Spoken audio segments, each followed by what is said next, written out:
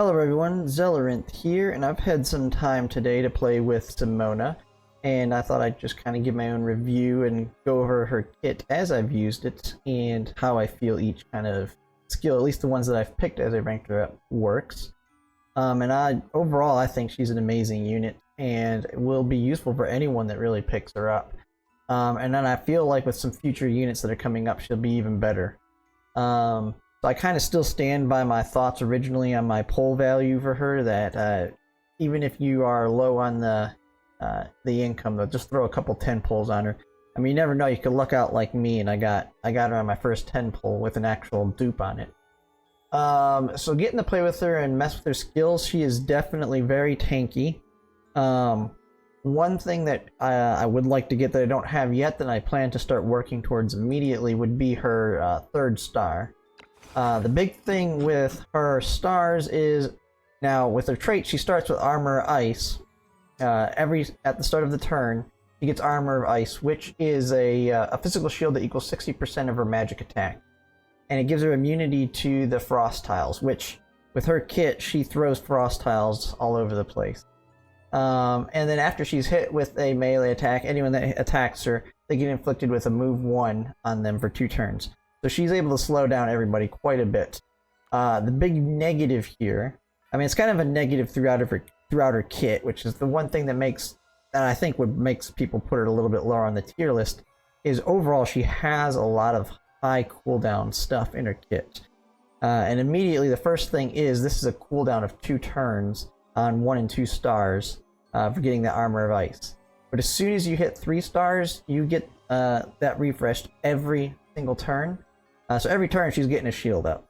And that shield, it's not the most beefiest shield because it's going off magic attack, but it is really nice. And we'll actually go through the actual demo that kind of shows what you kind of get out of it. And the other thing with the third star is, if she gets put into the dying state, so if she has Armor of Ice and then loses it and gets put into the dying state, she'll get Armor of Ice immediately again to protect her. And you can have that happen 1 time per battle. So that's just a quick uh-oh button that can be used, especially at the beginning of the game when there's a bunch of enemies that can save her in a pinch.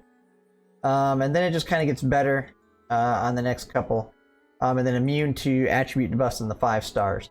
So I definitely want to get her 5-starred, and actually getting her dupe is going to make it much easier for me to pull that off. So when it came to picking up her skills when I ranked up, I think a lot of the skills are useful, and some of them it can be preference, but I kind of have a thought process of why I picked each skill that I've used. And the first 2 skills, I decided to go with Icy Blast. And these all the skills I've picked kind of go in they all kind of work together, and is why I selected them. So Icy Blast is an AoE attack that'll hit the 3 units, the first unit of 3 units in front of them. So basically, you can hit 3 units if there's 3 right in front of you. And it puts speed 1 down on them, and then move 1 down on them for 2 turns, and then knocks them back by 2 tiles. So this is a 3-person knockback, especially if they're lined up, which, as you know, probably with Gloria or Mathia, when it comes to working on tower, the ability to knock people off the map is huge on a lot of them. And so she can knock 3 people off if you have 3 people right on the edge. So really good setup right there. And then you have minus move, which pretty much her whole kit revolves around being able to slow them down. And you'll see how that's extremely useful here in a second. And then you have the other skill here. This one's just a damage one, which, while Simona has decent damage, she's not at barrel level damage. So when it comes to picking her kits, I'm looking more for the utility than damage. So this one's just an AoE damage, 80% on a 1-tile radius at a distance. That's a nice little attack, but it doesn't really provide any utility, and it doesn't really jive with a lot of the other stuff that I picked in her kit. So I won't even use a Castella on that one. Now, like most of the units, her rank 3 is both of them are fairly good. But if I had to pick one, it'd definitely be the left one, Ice Assault. And a lot of it is so I can constantly keep moving and attacking the enemy.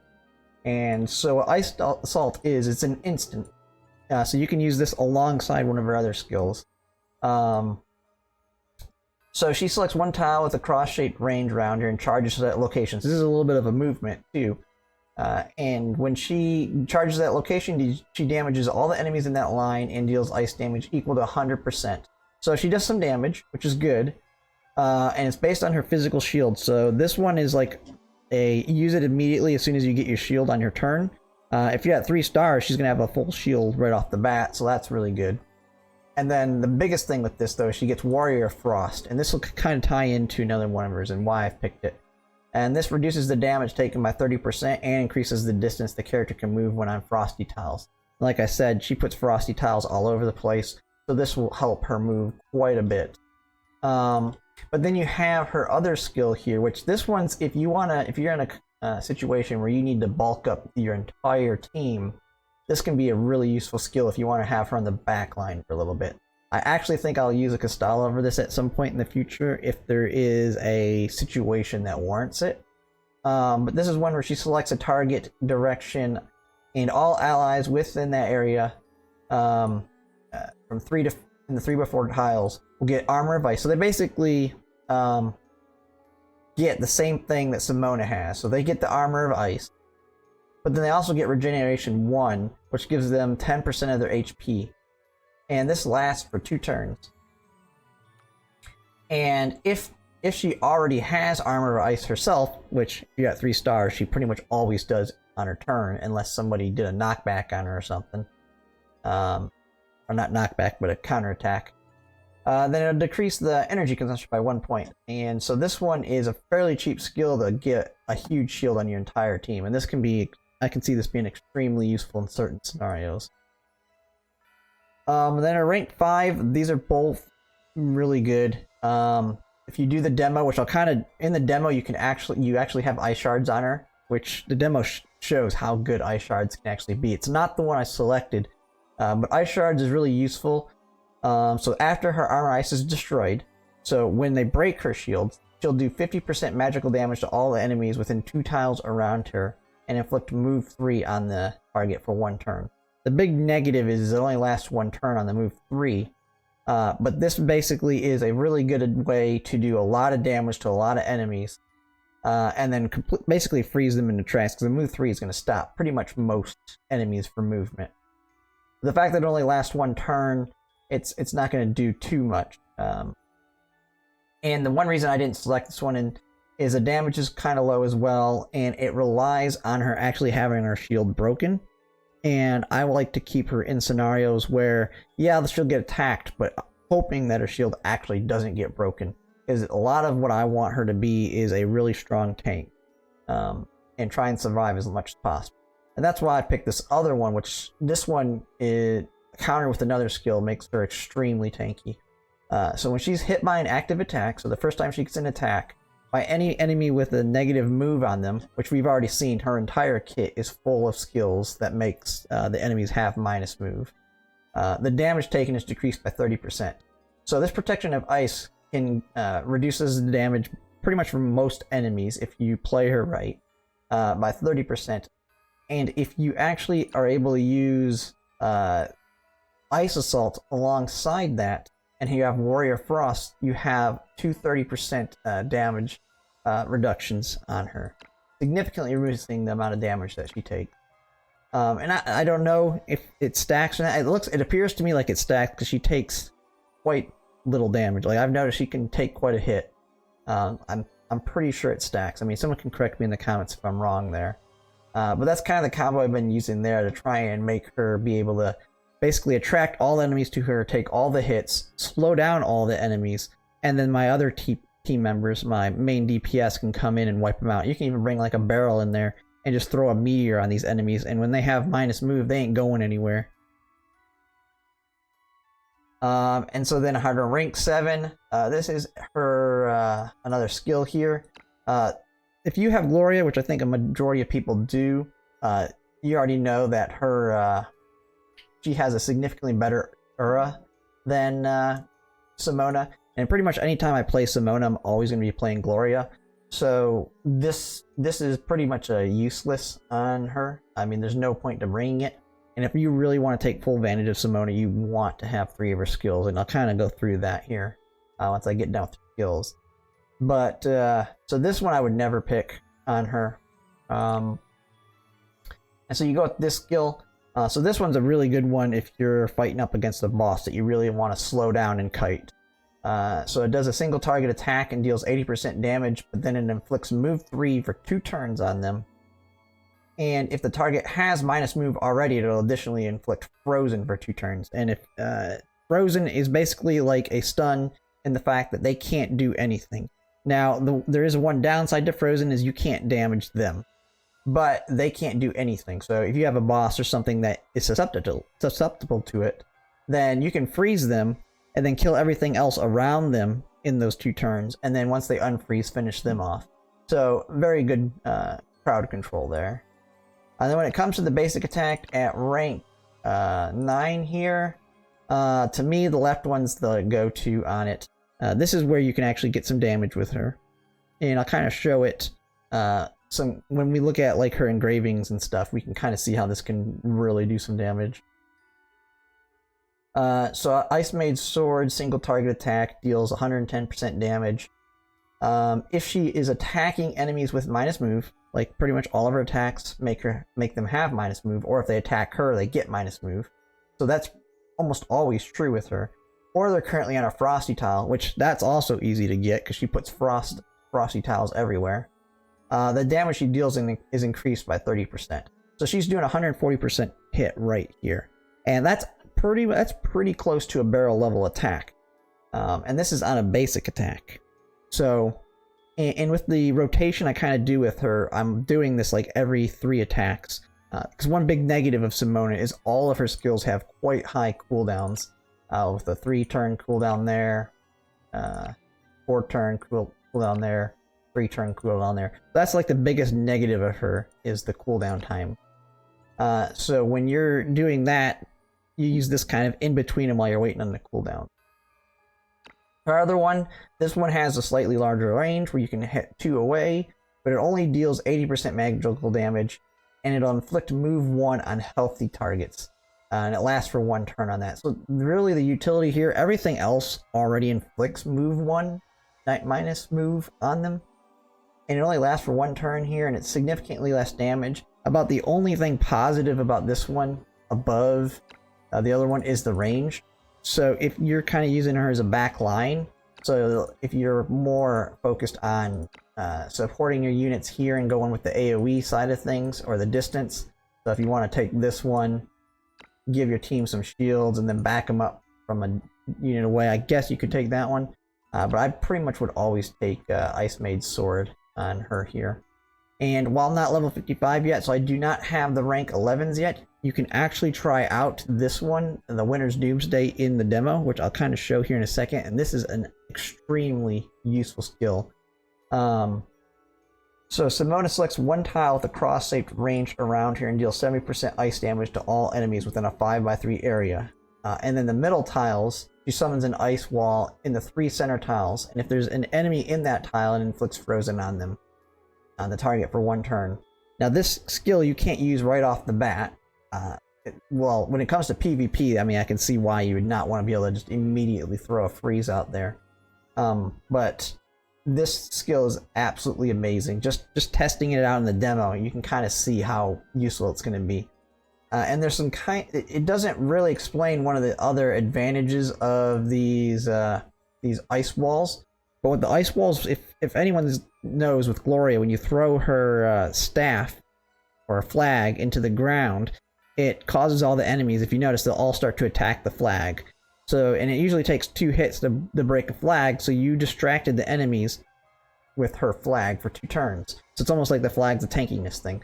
Same thing works with the ice walls. The enemies will actively attack the walls if they're closer to it than your units, at least from what I've seen. And the walls are actually stronger than Gloria's staff or flag, and that it seems to take like 2 to 3 hits for them to break it. So it's a massive distraction, and enemies can't walk through them. They have to climb over them, so you only have seekers like Cole that can go over them. So it also makes them have to go around it if they're not actively attacking. Absolutely massive and useful skill, and I can't wait till I get to level 55 to really try it out in something other than the demo. And the other one's just a will to survive. If she goes to dying state, heals her up by 50% and gives her 2 energy. I mean, this is just a slight heal. It doesn't really do much. I couldn't see why you would ever want to select this. So, but that's the bulk of her kit. Everything in here has a use. It's all extremely good. I mean, there's the reason I selected mine though is kind of because of the cooldown management. So my main rotation that I've done and tried out in some of the tower and other places like PvP just to kind of get a feel for it. I have a primary rotation with her where I start her out. I treat her as a full-blown tank. And one advantage of her being a tank is, unlike your defenders who are weak to the breakers, since she's a watcher, she doesn't have any inherent weaknesses. So she doesn't have to worry about someone counting her her class.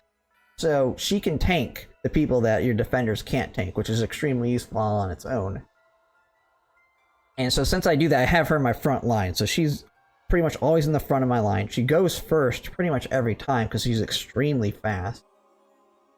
And then you have the rotation of her skills. Now, like I said, they all have high cooldowns on them, but I can kind of be countered by the way you use them. So the first thing I try and do, like, this is my basic strategy for most maps, and then I adjust it based on the needs of the map. But usually the first thing I do is I will use something like March Command, so I have that extended range that you can walk. I'll walk her up to the best area that I can do an AoE Icy Blast on enemies. So I'll get up close to the enemies. I'll try and hit 3. If I can hit 3 people, I'll try and hit 3 people with this attack. This immediately gets those 3 people to have a minus move and a minus speed. So this slows those enemies down. It gives my other teammates possibly the ability to go before them at this point. It does a little bit of damage to them. And this damage is a decent enough amount of damage that possibly one of my other teammates could finish them off before they even get the chance to move. And then it lasts 2 turns and it knocks them back. So if there's enemies close to the edge, I can also knock them off the edge. So this one has a 3-turn cooldown. So I won't be able to use this again for 3 turns. So then after that, going into the next turn, I generally like to use Flash. After that, and then I will go into Flash Freezing. And Flash Freezing is a single target attack that deals 80% damage and inflicts move 3 on them. So this is on my second turn. And so this one basically will freeze whoever I attack, because it's generally going to be one of the people that I hit the first time with this one. And so if they already have minus move, it inflicts frozen. So now I just freeze that enemy completely. So if there's an enemy that I really don't have a strong counter close to them at that time, then I'll just use this to freeze them, and they basically can't do anything for 2 turns. And then one thing I actually forgot, this instant. I use this alongside wherever it fits in. I might do this right off the bat if I can fit it in. So I'll do this first. Use this instant to close the gap, do damage to the enemies, and then throw my AoE. Or if the opportunity doesn't exist for that, I might use this on my second turn alongside this. And that usually I can kill one person, at least one person with this. I have them all slowed. And that's gone through 2 turns. I've gone through all my skills though now. At this point, going into the 3rd round, I've used all my skills. So I've got this one on cooldown, so that one's got another turn before I can use it again. This one's on cooldown, so on the 3rd turn, I'm waiting probably 2 more rounds before I can use it again. And so I now have this one on cooldown, and I have to wait 2 more rounds before I can use it again. And so that's where that the basic attack that I added comes into play. So on my 3rd turn, I'll pick one of the enemies that I should already have done move damage to, and then I'll hit them with this.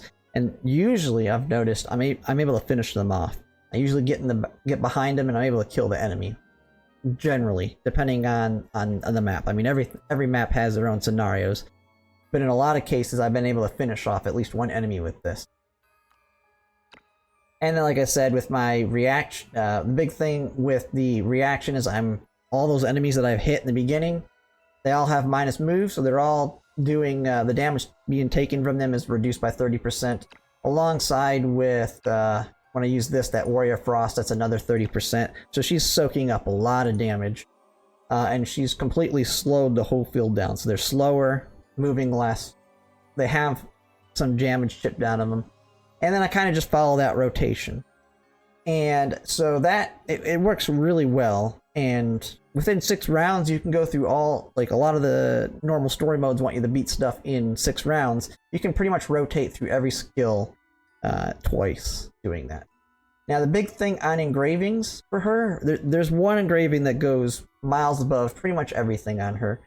She does not actually want the standard sword and cup or the sword and wand that you see a lot of people using, because sword and cup has lifesteal, and with her shield, generally you don't need lifesteal because you should hope that she doesn't get into her health very often. And then sword and wand is just a basic damage boost. I mean, it's the generic good one that you have on a lot of other DPS.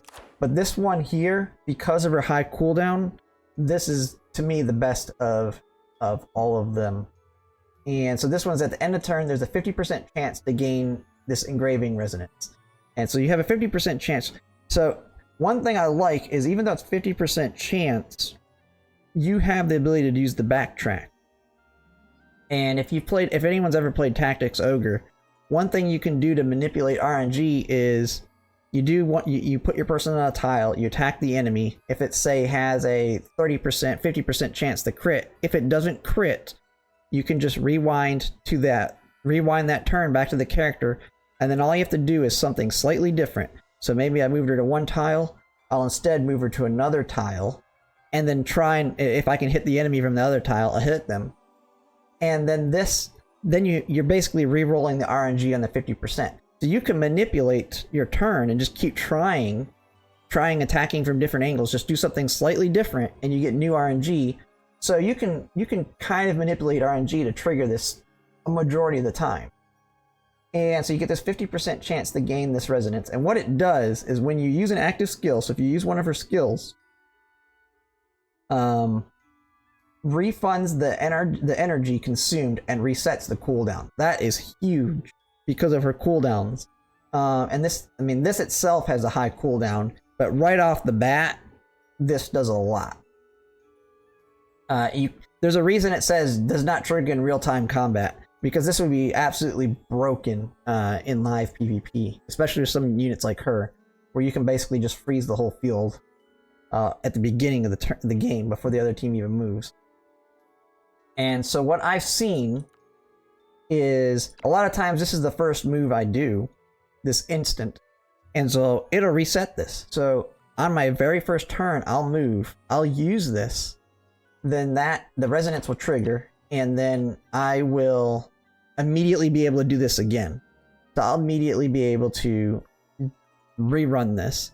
Now, usually on that first turn I don't want to, because I already have Warrior Frost. So I'll actually hold it and not use it. But the cooldown's been reset, so then I can use it again on my my second turn. And then there's also the potential, and I haven't been able to try it, but if you purposefully make it not trigger on your first turn, from what I understand, you should be able to use this twice. So you can use Winter's Doomsday in one direction, that resonance triggers, and then you can use it immediately again because it'll refund all your skills and then completely reset the cooldown. And so you can do 2 Winter Doomsdays together. I haven't tested it, I don't know if that's actually how it works. But I know I've seen it actively working with this skill, and I haven't really messed with it too much more than that. But that resetting of the cooldown is huge, being able to use it multiple times. And like I said, you can manipulate the RNG to trigger it. If it doesn't work the first time, just do something slightly different and you can trigger it. So that kind of offsets some of her negatives for the cooldowns. Well, my internet dropped there, but I am back on. So I just got done kind of going all of her kit and her main uses and her engravings and all that. So then there's one last thing, is the big negative of her is her cooldowns. Like I said, there's a way to cycle through them to kind of make them work, but when you actually add in her Ice Wall, which has got a 5-turn cooldown, and with my Ice Wall is going to probably replace either, depending on the scenario, Ice Wall is probably going to be either replacing Icy Blast or Flash Freezing. It'll probably replace one of those two, depending on the map and the needs. So I can use it alongside this one. But with that being a 5-turn cooldown, this being 3, this being 4, it can kind of cause a problem where you run into where you have to do 2 basic attacks. And so that's kind of the big negative with her. Well, we have an upcoming unit that is kind of rumored might be the actual next unit we get. There's among 3. It's going to be one of the 3 most likely. And so if I pull up the... I don't have the upcoming banner list here. Okay, right here. So we have Sophia, August, and Cocoa, who came out back-to-back on the Taiwanese server. So the rumor is actually that Cocoa is coming out next, potentially. But if of the 3 people that are coming out, it's probably going to be one of these 3. But Cocoa is going to be, I think, really good alongside Simona. I mean, she's going to be really good alongside pretty much everybody because of her kit. So to me, she's a must-get just in general because of her kit. But if you actually look at it, the biggest thing that she has going for her and what makes her a tier 0, especially at 5 stars, is the last thing in her buff. So she kind of works like Maitha, not Maitha, like Inanna, where at the end of turn she increases HP, or at the start of her round, the 2 allies with the lowest HP percentage within 2 grids of her get breakfast, which is basically a heal. And then after this effect is triggered, the target gets happiness. And what the buff happiness does is it reduces the energy consumption by 1 point on the skill, as well as reduce the cooldown by 1 turn. And it's removed after performing an action. So the first skill she uses on turn reduces the cooldown. So this effectively, Simona's going to be your person absorbing damage.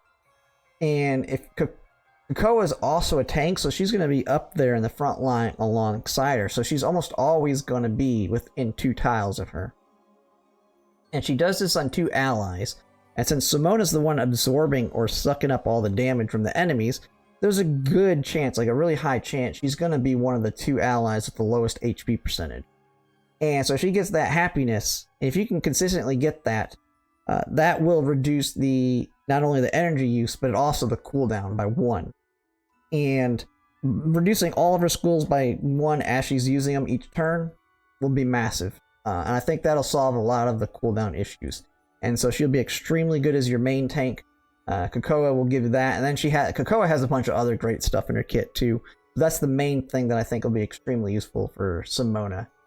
But that's pretty much most of it. Simona to me is an absolute amazing pull. Now I do know we have Sophia, August, and Cocoa all coming up, most likely back to back. I don't know the exact order, but they are all absolutely amazing. To me, Cocoa is going to be probably the most important, just because she's at her absolute best at 5 stars, and you want to get her as early as possible to farm up those stars. And if you're just waiting to get lucky and get her on a 50-50 loss, yeah, it'll be great you get on a 50-50 loss, but that might be a half a year from now.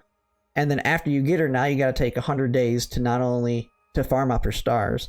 So to me, Cocoa is a get her earlier it makes her just that much better.